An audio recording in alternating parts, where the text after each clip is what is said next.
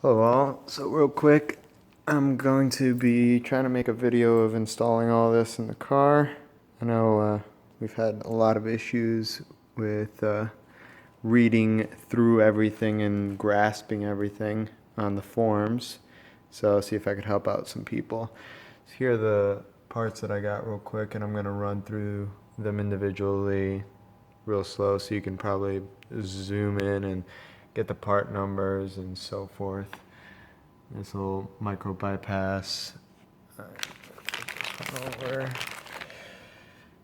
and I'll come back and show you the hookup of each one,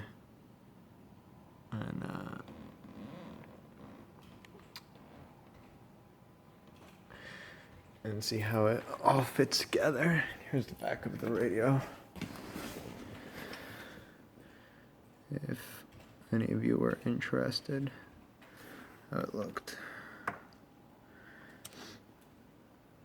That's about it. And here's the pin to the radio. All right.